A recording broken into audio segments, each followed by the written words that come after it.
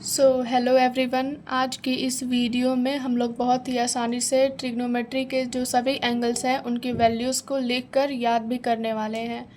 CBSE तो हर साल इन angle से जुड़े सवालों को पूछता है, पर अगर हमें उन एंगल्स की वैल्यू ही ना याद हो तो हम उन सवालों को कैसे बनाएंगे।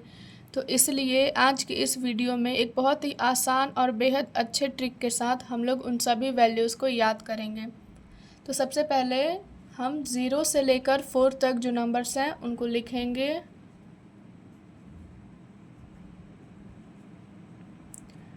लिखने के बाद हम सभी नंबर्स को 4 से डिवाइड कर देंगे।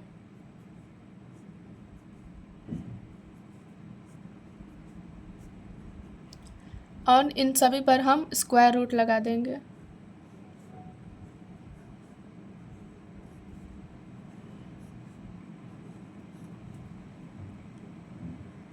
स्क्वायर रूट लगाने के बाद अब 0 को जब हम 4 से डिवाइड करेंगे तो आंसर भी 0 ही आएगा और 0 का स्क्वायर रूट 0 ही होता है।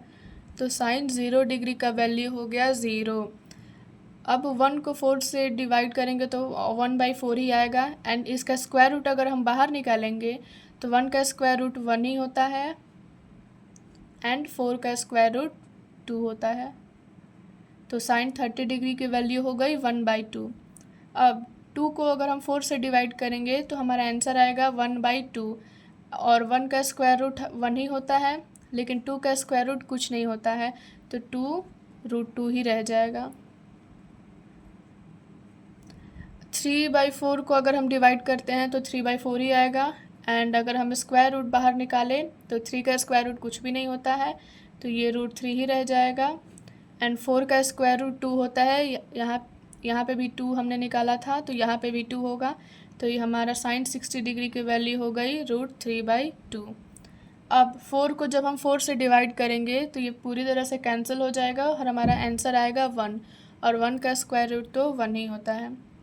तो साइन 90 डिग्री की वैल्यू आ गई 1।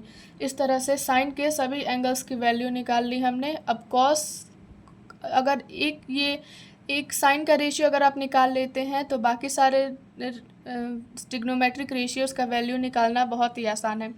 अब कॉस के सारे एंगल्स की वैल्यू निकालने के लिए हम साइन को उल्टा कर देंगे, यानी कि जो 90 की वैल्यू थी वो अब 0 की वैल्यू हो जाएगी, जो 60 की थी वो 30 की हो जाएगी। बस हम उसके साइड को पलट देंगे। यहाँ पे 1/√2 ही रहेगा, ये 1/2 यहाँ पे आ जाएगा एंड ये 0 अब यहाँ पे आ जाएगा। तो कॉस के भी सारे एंगल्स की वैल्यू हमने निकाल ली। अब tan की निकालने की बारी है।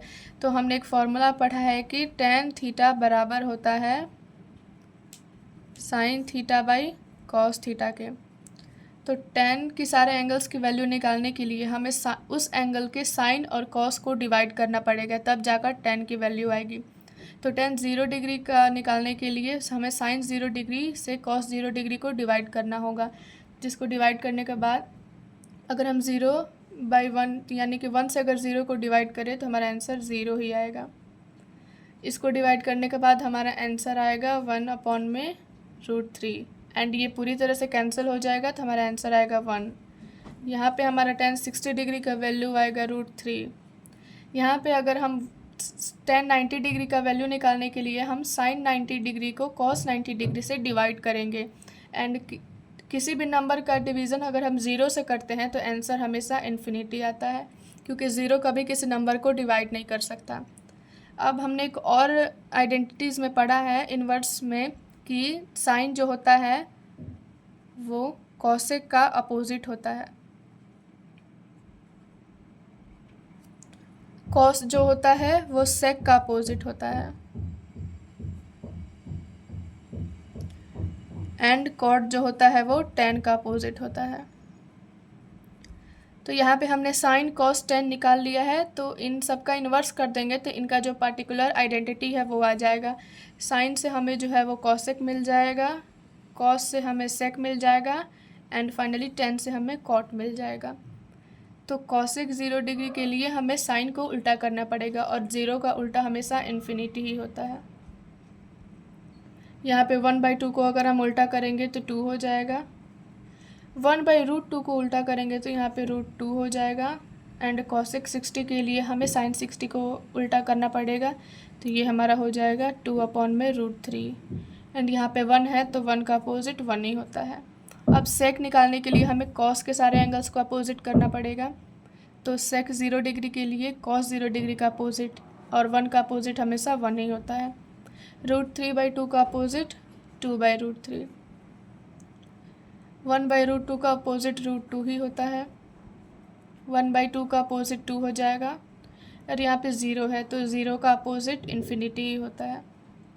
अब यहाँ पे कॉट थीटा निकालना है, तो हमें टेन थीटा के सारे एंगल्स की जो वैल्यूज़ हैं उनको अपोजिट करना पड़ेगा। तो यहाँ पे कॉट 0 निकालने के लिए हमें टेन 0 के वैल्यू का अपोजिट करना पड़ेगा, तो 0 का अपोजिट यानी कि उल्टा हमेशा इन्फिनिटी होता है। कॉट 30 निकालने के लिए टेन 30 का उल्टा करना पड़ेगा, तो 1/√3 का अपोजिट √3 होता है, 1 का अपोजिट 1 ही होता है, √3 का अपोजिट हो जाएगा 1/√3। एंड यहाँ पे इन्फिनिटी है, तो टेन 90 डिग्री की वैल्यू इन्फिनिटी है, तो कॉट 90 डिग्री की वैल्यू के लिए हमें इसका अपोजिट करना पड़ेगा, तो इन्फिनिटी का अपोजिट हमेशा 0 ही होता है। तो इस तरह से हमने बहुत ही आसानी से सारे ट्रिग्नोमेट्रिक एंगल्स जो हैं वो निकाल लिए हैं। अब हम एग्ज़ाम में उन सभी एंगल्स वाले क्वेश्चंस को बहुत ही आसानी से बना सकते हैं।